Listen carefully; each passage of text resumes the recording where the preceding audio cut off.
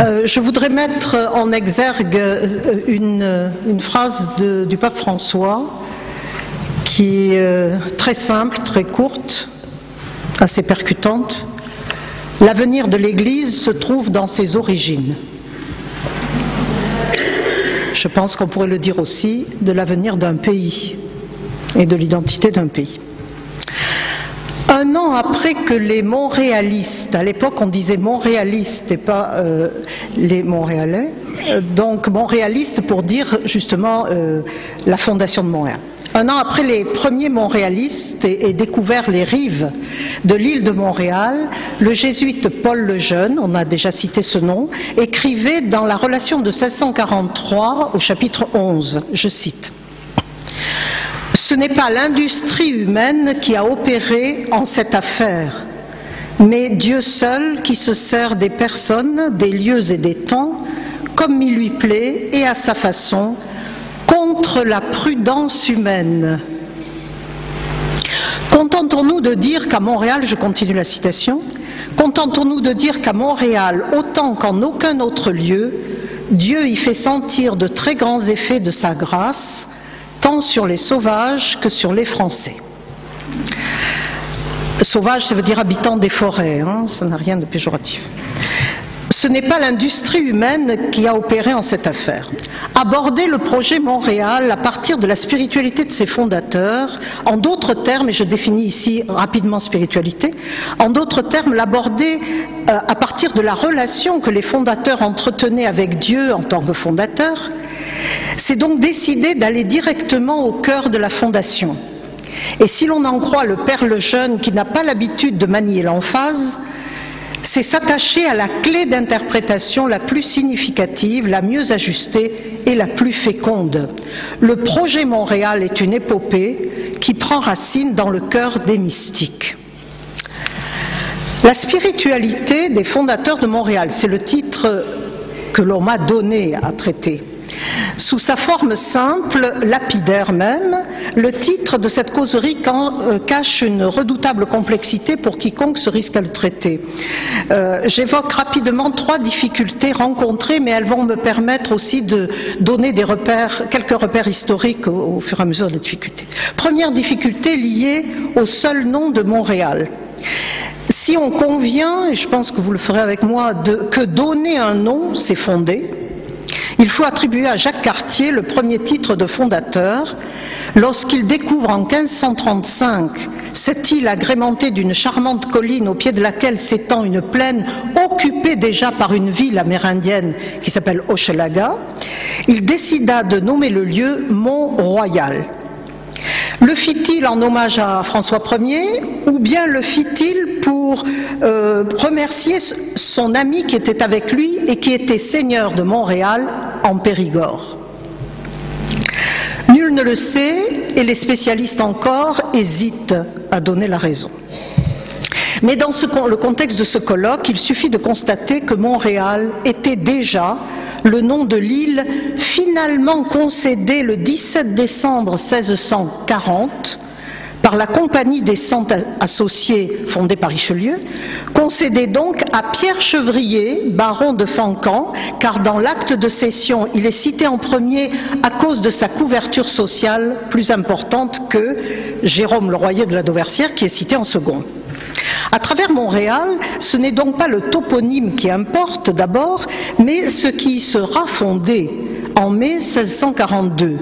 Un modeste bourg fortifié de palissades qui, 3 mois auparavant, avait reçu le nom de Ville-Marie par les associés réunis à Notre-Dame de Paris. Montréal, entre guillemets, désigne alors un projet et sa réalisation. Derrière le projet et la réalisation des hommes, que nous appellerons les fondateurs. Deuxième difficulté liée justement, qui peut légitimement être considéré comme fondateur de Montréal? Nous pourrions dire que le projet Montréal en vient aux actes effectifs, l'expression est de Marie de l'Incarnation, je ne résiste pas de parler de Marie de l'Incarnation. Donc le projet en vient aux actes effectifs lorsque, sous l'autorité du gouverneur de Québec, M. de Montmagny, accompagné du supérieur des missions Barthélemy Vimont, père jésuite, Paul Chaumedet de Maisonneuve, Jeanne Mance, Madame de la Pelletrie, Monsieur de Puiseaux et la quarantaine d'engagés français débarquent sur les rives de l'île de Montréal le 17 mai 1642, après un premier hiver passé à Québec et 10 jours de navigation sur le grand fleuve. Les premiers actes qu'ils posent, et je les donne dans l'ordre chronologique: chant du Veni Creator Spiritus, première messe, première exposition du Saint-Sacrement, premier arbre abattu par Maisonneuve, première palissade dressée. Ce sont autant de gestes qui fondent concrètement une réalité neuve et nouvelle. Ceux qui en viennent ainsi aux actes effectifs pourraient à juste titre être appelés fondateurs, dont Houry a pu écrire sobrement dans la chronologie de sa biographie de Jérôme Leroyer, je cite, « Mai 1642, fondation de Montréal en Nouvelle-France ». Néanmoins, les personnes présentes ce jour de mai ne sont pas engagées au même titre dans l'aventure de Montréal. Certains y sont par nécessité, le gouverneur et le supérieur des missions, d'autres par engouement passager, Madame de la Pelletrie, Monsieur de Puiseaux. Les 40 engagés y sont par contrat de 3 ans, nous l'avons vu, très provisoire. Ainsi, seuls des personnages présents à Montréal le 17 mai, Chaumedet de Maisonneuve et Jeanne Mance, peuvent légitimement être considérés comme fondateurs. Cependant, ni Jérôme Leroyer, ni ses amis et confidents Pierre Chevrier, Jean-Jacques Ollier ou Gaston de Renty ne sont là. En ce 17 mai 42, il s'agit au sens propre du mot d'une réalisation, c'est-à-dire de rendre réelle une idée, un rêve, un projet. Comme tout acte de naissance, cette naissance présuppose une gestation et en deçà une conception, pour reprendre une allégorie d'ordre génésique que choisit l'auteur du texte majeur publié en 1643 sous le titre déjà évoqué « Les véritables motifs de messieurs et dames de la Société de Notre-Dame de Montréal pour la conversion des sauvages de la Nouvelle-France ». Fin du titre. À travers ce dessin, nous voici renvoyés à d'autres fondateurs, en amont. Et ce ne sont ni Maisonneuve, ni Jeanne Mance, ni aucun des personnages présents le 17 mai 1642. Les vrais fondateurs ne seraient-ils pas plutôt les concepteurs et les premiers soutiens du projet? Le nom qui s'impose alors est celui d'un groupe. Mais ce groupe est dépourvu de toute réalité juridique. Ce groupe rédigera, approuvera, soutiendra moralement et matériellement le projet Montréal et sa réalisation. Le vrai nom de ce groupe, les messieurs et dames de la Société Notre-Dame de Montréal pour la conversion des sauvages de la Nouvelle-France. En mai 1642, le groupe comprend 35 personnes environ, dit la relation des Jésuites, sans compter les 3 membres présents en Nouvelle-France. On peut sans grande hésitation appeler les membres composant cette société les cofondateurs temporels de l'entreprise. Faut-il donc identifier les fondateurs avec l'ensemble des membres de la Société de Notre-Dame et s'intéresser à la spiritualité de ce que la relation de 1643 appelle, et je cite cette relation, c'est magnifique, une sainte société qui n'a but, obligation ni intérêt que de pure charité. En fait, dans un sens plus strict, si on réserve le terme de fondateur à ceux qui ont élaboré le projet, seuls 3 membres de la société méritent ce titre et sont les premiers associés de Montréal depuis 1639. Jean-Jacques Ollier, le baron de Fancan et Jérôme Leroyer de la Dauversière. Tous les autres sont entrés dans le projet, l'ont adopté, l'ont actualisé, l'ont porté, soutenu, encouragé, accompagné de leurs prières, de leurs talents et de leurs ressources diverses et même de leur ferveur apostolique, mais ne sont pas à l'origine. Il faudrait même s'arrêter au seul la Dauversière. Car, après tout, il est celui qui, après avoir confié au père Chauveau l'inspiration reçue en 34-35, a pu, sur le conseil du jésuite, rencontrer successivement le baron de Fancan et Jean-Jacques Ollier et ravir spontanément les assentiments de leur ferveur. Il est donc le fondateur inspiré de la Société de Notre-Dame et du dessein qui en justifie l'existence. Avec Jérôme et ses 2 amis, rejoints dès la fin 1939 par Gaston de Renty, un autre laïc, on remonte jusqu'à l'inspiration inaugurale qui est de nature proprement spirituelle. C'est une grâce reçue au cœur d'une vie spirituelle intense et éminemment singulière. Mais dès lors, le titre se simplifie singulièrement, car s'intéresser à la spiritualité des fondateurs de Montréal reviendrait à s'interroger sur la vie spirituelle, voire mystique, de Jérôme Leroyer de la Dauversière, en sa qualité de fondateur-concepteur de Montréal. Mais alors, ma tâche s'arrête là, car le travail a déjà été fait par plusieurs de façon magistrale. Je pense à ce qui a été dit ce matin par Bernard Péroux, c'était le titre de sa communication, et aussi à l'ouvrage du regretté Don Guy-Marie Houry, qui dit lui-même à propos de son livre consacré à celui qui a conçu Montréal, qu'il s'agit de l'étude d'une spiritualité. Ah, chômage technique alors. Et pourtant, paradoxalement, une réflexion sur la dimension spirituelle est encore requise pour deux raisons. D'abord parce que le dessein de Montréal est spirituel dans ses modalités temporelles mêmes, comme le rappelle le texte des véritables motifs.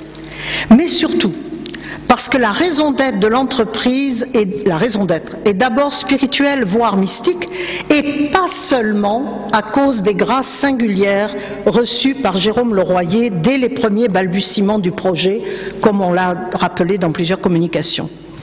À la fois singulière et commune au concepteur. Alors voilà un trait d'originalité. À la fois singulière et commune aux concepteurs, aux soutiens et aux réalisateurs du projet, la dimension spirituelle de la folle entreprise détermine ce qui les unit sans être la spiritualité d'une communauté. Ce n'est pas une communauté nouvelle. Elle anime le projet et accompagne sa réalisation et, autre originalité, cette dimension spirituelle est antérieure au projet et à sa réalisation.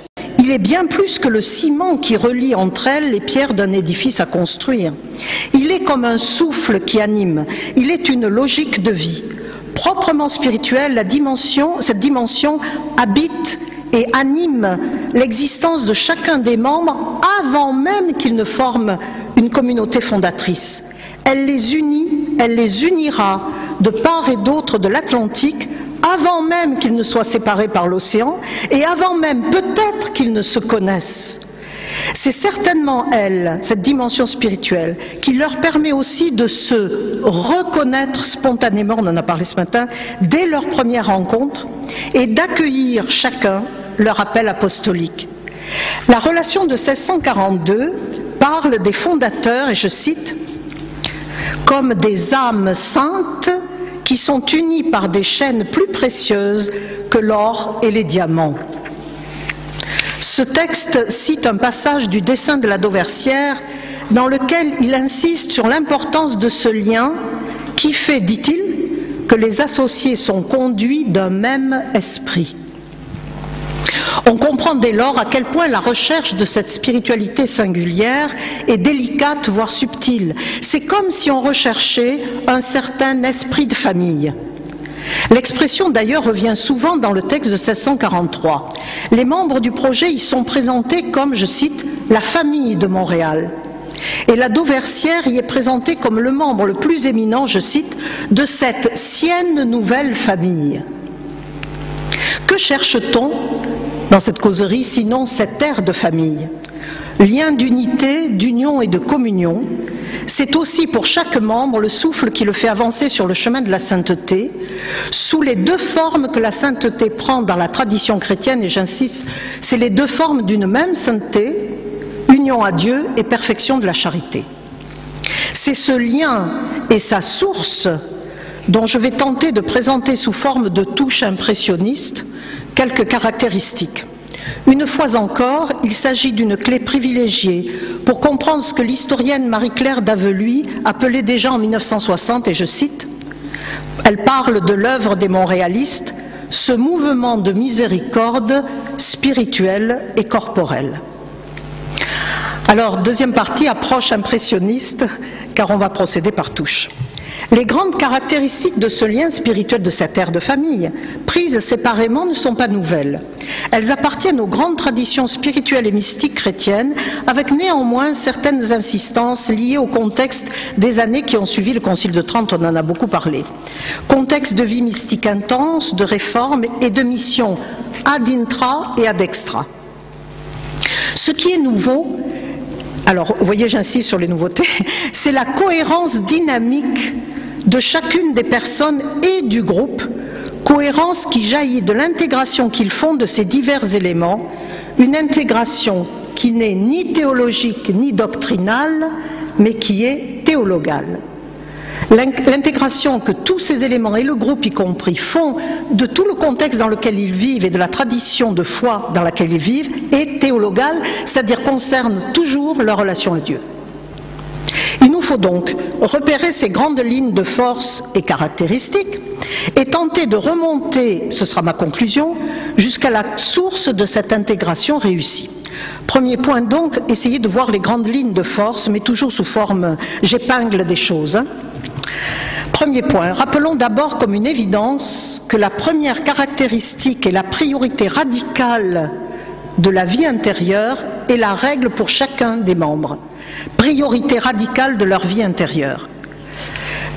J'aurai peut-être l'occasion d'en reparler avec le Père Louis Lallemand. C'est un trait récurrent qui s'impose à qui fréquente les fondateurs spirituels de la Nouvelle-France. Il est déterminant pour notre propos.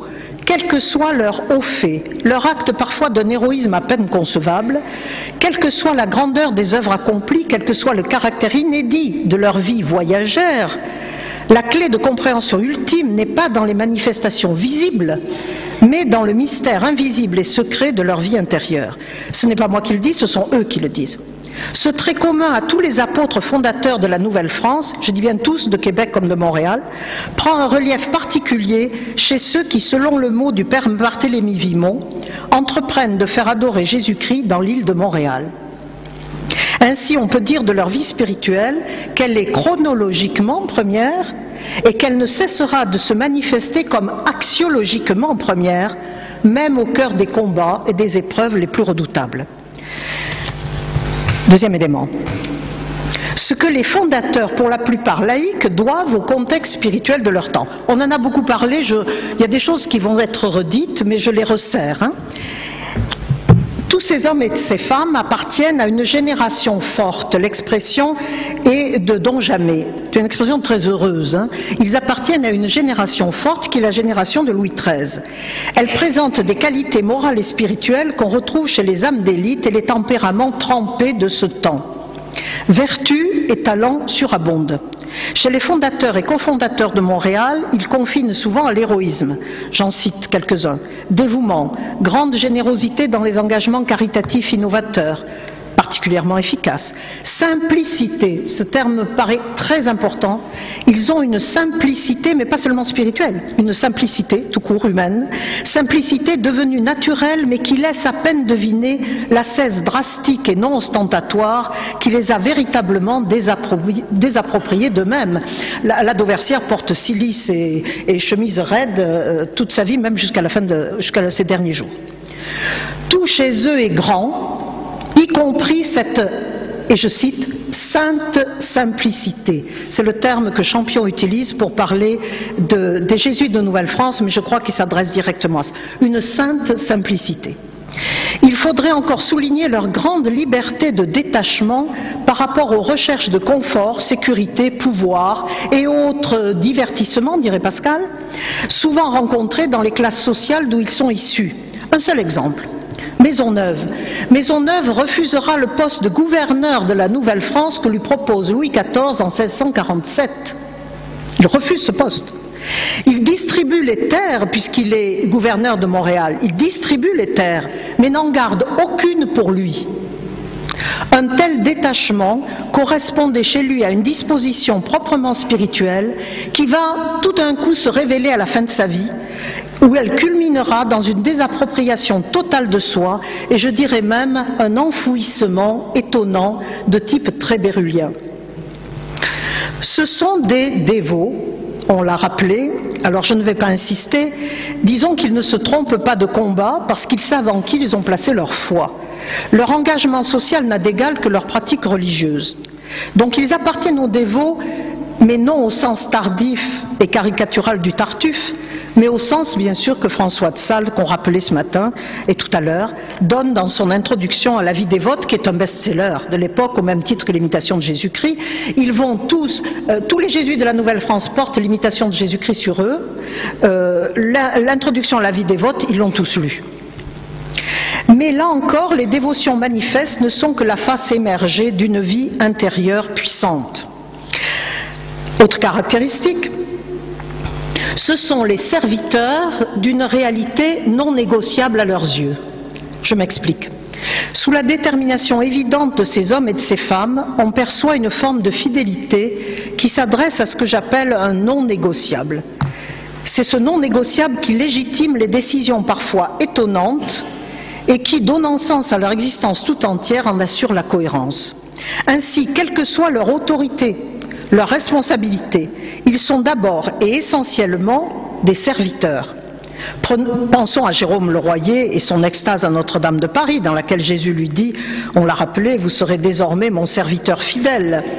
Mais Jeanne Mance sera appelée la grande servante de Dieu, et Maisonneuve ne revendique pas d'autre titre. On connaît encore le mot de Gaston de Ranty qui est exceptionnel. Brûlons en tout pour Dieu, dit-il, brûlons partout pour Dieu dans le combat d'ici-bas. On pourrait dire qu'ils vivent dans le monde selon une logique d'envoyés en mission. Moi, je les appellerais volontiers des apôtres trait d'union serviteurs.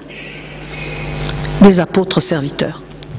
Dans la sobriété contenue du style des jésuites, nous connaissons cette sobriété, les pères Vimont et le père Lejeune écrivent, je cite, c'est pour résumer ce point, « Ces messieurs qui entreprennent de faire adorer Jésus-Christ dans cette île sont personnes de vertu, de mérite et de condition, gens qui font profession de servir Dieu publiquement. » Et ils ajoutent, Vimont et Lejeune ajoutent, oh, que ces termes nous sont agréables, servir Dieu publiquement, ne point rougir des bassesses de Jésus-Christ et ne se point enfler pour les grandeurs de la terre.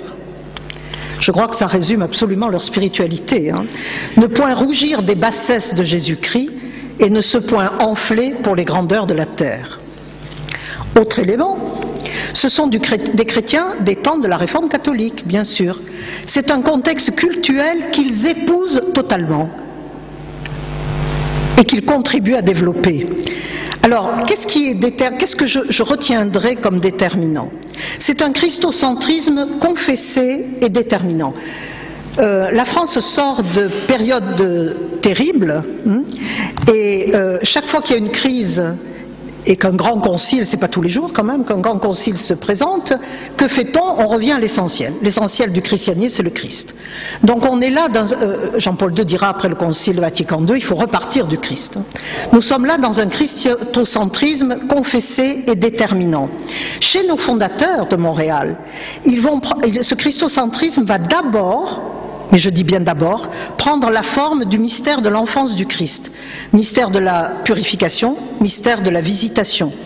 Cela se traduit de manière visible par une dévotion particulière à la mère du Christ et à la Sainte Famille, si chère à la Dauversière, on l'a vu.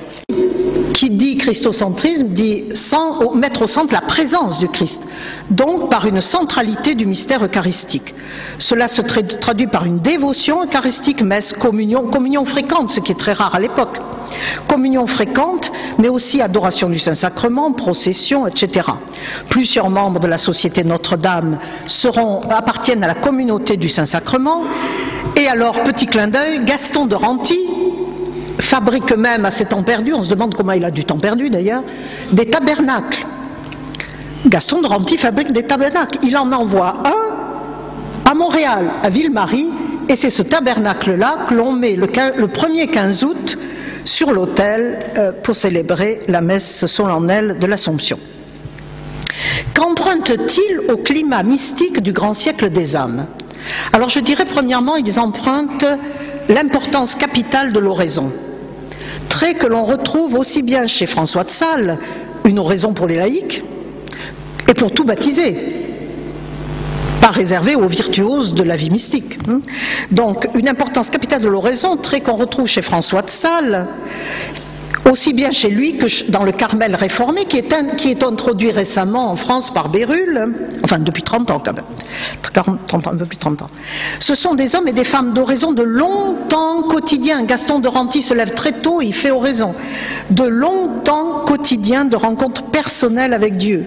Bien avant le projet de Montréal, s'est déployé en eux une spiritualité de l'union à Dieu, pour d'aucuns une véritable mystique qu'on appelait à l'époque affective ou sponsale, proche du Carmel réformé. Ils ont retenu aussi du grand siècle des âmes une anthropologie spirituelle de type bérulien. L'homme est une créature, un néant devant son créateur, mais, et ça c'est l'optimisme, c'est un néant capable de Dieu. C'est un néant capable de Dieu. Cela s'accompagne de la double expérience très paulinienne, ce sont tous des pauliniens, des faiblesses humaines. Première expérience, ils l'ont tout en commun. Expérience des faiblesses humaines, physiques. Jeanne Mance est de faible constitution. Il faut que Saint-Jure lui dise « ça importe peu pour aller en Canada ». Ah bon? Bon, eh oui. Ils font l'expérience des faiblesses physiques, psychologiques, la dépression de Ollier, intellectuelles ou spirituelles, ce ne sont pas tous des grands théologiens, hein, ou spirituelles. Expérience spirituelle, ils font tous l'expérience du péché, mais en même temps, deuxième expérience, ils font l'expérience de la miséricorde de Dieu qui les sauve, personnellement. Importance de l'accompagnement de la vie spirituelle qui va de pair avec la conscience de leur faiblesse. Les directeurs spirituels sont fondamentaux à cette époque et ils deviendront eux-mêmes, souvent en tant que laïcs, directeurs spirituels. Les trois grands laïcs directeurs spirituels, la Dauversière, Renty et de Bernière, sont tous des fondateurs de Montréal. Enfin, pardon, de la Nouvelle-France, excusez-moi, je me laisse emporter. Importance de l'accompagnement donc de la vie spirituelle. Dernier élément qu'ils prennent, enfin dernier, je mets des points de suspension, dernier élément qu'ils prennent à cette époque mystique, dimension apostolique de leur vie intérieure. Alors à mon avis, si je termine sur ce point dans ce qu'ils prennent dans l'âge mystique, c'est parce que c'est le point le plus important. Il y a une dimension apostolique à leur vie intérieure. Les œuvres de charité, éducation, hôpitaux, évangélisation, sont considérées comme des œuvres de miséricorde, l'évangélisation comprise. L'évangélisation, c'est la plus haute œuvre de charité. La mission de Montréal est considérée comme une œuvre de miséricorde. Ainsi, il y a chez eux une convergence d'influences choisies et assumées qui, à leurs yeux, sont comme des médiations entre chacun d'eux et la volonté de Dieu. Parmi ces médiateurs, et je suis très heureuse que plusieurs communications, je ne m'y attendais pas, aient parlé des pères de la Compagnie de Jésus, parce que je crois qu'il faut insister sur le rôle déterminant et médiateur, y compris sur le plan spirituel, bien sûr, des pères de la Compagnie de Jésus. L'influence se réalise d'abord par l'éducation, on en parlera, la Flèche bien sûr et d'autres collèges, et la direction spirituelle. Il n'est pas, alors là j'ai fait quand même tout le tour là, il n'y a pas un membre fondateur qui ne doive à la Compagnie de Jésus quelque élément déterminant de sa vie spirituelle dans sa forme intime comme dans ses manifestations apostoliques. Cette influence se concrétisera à travers des pères eux-mêmes très influents quant à la mission en Nouvelle-France. J'ai compté près d'une trentaine de jésuites qui ont participé de près au projet Montréal, en amont ou en aval du projet de sa réalisation. Parmi ces pères, on compte ce que Bremont appelle les grands jésuites du XVIIe. Les grands en sainteté, hein, ce qu'on appelait les grands jésuites du XVIIe. Bien entendu, ce sont les missionnaires et martyrs de la Nouvelle-France, mais aussi tous enfin pas tous, mais une grande partie des formateurs influents du collège, à la Flèche en particulier, et tous ces directeurs des âmes qui ont beaucoup fait pour le discernement des vocations apostoliques de chacun et de la plupart des associés. On a cité Hennemont-Massé ce matin, mais Charles Lallemand, le père Bernier, le père Chauveau, Jean-Baptiste de Saint-Jure, Paul Lejeune, Barthélemy Vimont, Poncé et autres, Jérôme Lallemand. Jérôme Lallemand, Ce dernier compte parmi ses dirigés et Marie de l'Incarnation, qui le considère comme son meilleur directeur spirituel, et Marie de l'Incarnation, et Jeanne Mans jusqu'à la fin de sa vie. Il sera le directeur spirituel de la mère de l'Église en Canada et de la mère de la colonie de Montréal. Regardez ce qu'on lui doit, Jérôme Lallemand. Il faut faire aussi une notice particulière pour l'importance des relations des jésuites dans la naissance des vocations montréalistes et dans la publicisation du projet. Ce sont vraiment des pubs télévisées de l'époque. Enfin, notons aussi que pendant les 15 premières années de Montréal, les jésuites assureront la charge paroissiale de Ville-Marie. Ce sont les jésuites fréquentés par les fondateurs qui nous obligent eux-mêmes à dire une chose majeure, c'est que, contrairement à ce qu'on pourrait s'attendre, parce que c'est la marque déposée des jésuites, ce n'est pas d'abord la mystique apostolique que les fondateurs sont allés chercher chez les jésuites. Voilà. Et ça, c'est très important. Ce qu'ils sont allés chercher, c'est le lien entre la vie intérieure et la vie apostolique. Ce qu'ils sont allés chercher, pour faire simple, allons-y, mais c'est pas très juste en fait dans les termes. À mon avis, ce n'est plus techniquement juste. C'est le lien entre contemplation et action. Pourquoi? Est-ce que les jésuites en ont toujours parlé? Non. C'est l'image de marque de certains jésuites de cette époque, comme par hasard, ceux auxquels ils ont affaire. Et pourquoi? Parce qu'ils sont tous influencés par un jésuite qui n'ira jamais en Nouvelle-France, mais qui a inspiré tous ceux qui iront en Nouvelle-France, et souvent les professeurs de la Flèche. C'est un jésuite mort dans les années 30 qui est le père Louis Lallemand. Je pense que demain, dont Thierry Barbeau doit en parler, donc je ne vais pas en parler davantage. Je dirai un petit mot tout à l'heure, enfin si j'ai le temps, mais je crois que c'est vraiment très important qu'on comprenne cela. Dans une lettre à Saint-Jure, Gaston de Renty lui fait une confidence. Il dit à son directeur spirituel: j'ai compris aujourd'hui le lien entre Marthe et Marie. Et il dit il faut tenir les deux, exactement comme Thérèse d'Avila le dira par ailleurs. Mais c'est vraiment un point majeur. Je lis une citation de Louis Lallemand. Ce que je désire, ce que je cherche, c'est l'union avec Dieu, c'est Dieu seul que je veux. Si nous avons beaucoup d'oraisons, nous donnerons beaucoup à l'action. Rien que cette phrase-là, vous comprenez? Si nous avons beaucoup d'oraisons, nous donnerons beaucoup à l'action. Si nous ne sommes que médiocrement avancés dans la vie intérieure, dit-il, nous ne donnerons que médiocrement aux occupations de la vie extérieure. Louis Lallemand, que le pape François revendique comme son maître spirituel. C'est dire, ce lien-là, c'est dire l'importance de l'Esprit Saint et des grâces qu'il prodigue. Fait remarquable, les fondateurs de Montréal ont vécu, chacun à sa manière et au temps déterminé par Dieu, à leurs yeux, certaines expériences spirituelles communes et déterminantes pour leur existence tout entière. Ai-je le temps de les citer sans commentaire? Expérience de l'initiative de Dieu dans leur vie, directement ou par le biais des amis. Parmi ces expériences, l'appel apostolique. Ils sont tous persuadés d'avoir un rôle à jouer dans la mission bien avant qu'ils connaissent cette mission. Mais chaque grâce est considérée par eux comme un appel à grandir sur le chemin de sainteté. Troisièmement, le désir de sainteté, c'est majeur chez eux, qui s'est d'abord manifesté sous la forme d'un désir d'intimité avec Dieu avant qu'il ne s'actualise sous la forme de la perfection de la charité. Une disposition commune à l'accueil de la grâce. D'abord, et c'est une disposition majeure chez eux, ouverture à l'imprévisible de l'esprit. Ne pas avoir peur d'être dérangé, y compris dans ses projets les plus chers. Une commune réponse à cet accueil de la grâce et en même temps une conscience claire de leur faiblesse. Mission impossible, disent-ils, et puis elle devient possible. Il faut être fou ou saint. Cette réponse peut s'appeler en langage technique, à cette époque en tout cas, et puis peut-être pour nous, la seconde conversion. Ils ont tous vécu la seconde conversion, c'est-à-dire le passage où on accepte que Dieu agisse en nous. C'est le thème central de l'enseignement du Père Lallemand, c'est un thème central chez déjà l'apôtre des nations, Saint Paul.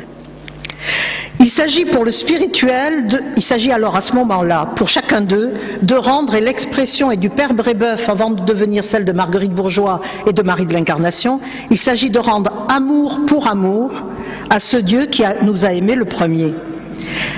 Deux dernières caractéristiques, l'Esprit Saint est partie prenante de cette réponse même. Dès lors, la vertu spirituelle par excellence, c'est la docilité à l'Esprit Saint. Et dernière, expérience d'être non seulement à la suite du Christ, mais peu à peu de lui être conformé. Une telle spiritualité intègre nécessairement la spiritualité de la croix. Et c'est pour cela que dans le christocentrisme, ils vont passer plus ou moins tranquillement d'une spiritualité de l'enfance du Christ à la spiritualité de la croix, à la spiritualité des mystères du mystère de la rédemption. Le Père Vimont l'avait prévu, il leur avait déjà dit en 1942 « Ces messieurs me permettront de leur dire en passant qu'on ne mène personne à Jésus-Christ que par la croix. Que les desseins qu'on entreprend pour sa gloire en ce pays se conçoivent dans des dépenses et dans des peines incroyables, se poursuivent dans les contrariétés, s'achèvent dans la patience et se couronnent dans la gloire. » Conclusion, un mot de conclusion. Il est aisé maintenant de pressentir quelle est la source vive de cette ère de famille que nous cherchions et de la cohérence dynamique de leur vie. Au-delà de toutes les typologies mystiques et théologiques qu'ils font voler en éclats, le grand maître d'œuvre de leur existence est celui-là même qu'ils ont voulu annoncer, celui dont ils vivaient, celui qui les a envoyés en tablier de service et qui les surprend toujours, c'est le Dieu Trinité qui est la véritable Sainte Famille. Le moteur de leur existence est bien celui que Marie d'Incarnation appelait le moteur gracieux, l'Esprit Saint. La fine pointe de leur vie spirituelle est dans leur disposition à l'accueillir et dans leur décision à en vivre. Aussi est-il le vrai maître de la mission et de la moisson, le seul maître, dira Jérôme Le Royer sur son lit de mort. Et le Père Lejeune, je termine là-dessus, c'est bien dommage, je voulais parler de l'Église primitive. Le Père Lejeune disait « Cette entreprise paraissait autant téméraire qu'elle est sainte et hardie, et elle paraîtrait ainsi si elle n'avait pour base la puissance de celui qui ne manque jamais à ceux qui n'entreprennent rien qu'au branle de ses volontés. Et qui saurait ce qui se passe pour faire réussir ce grand affaire, jurerait aussitôt que notre Seigneur en est le véritable auteur. » Merci.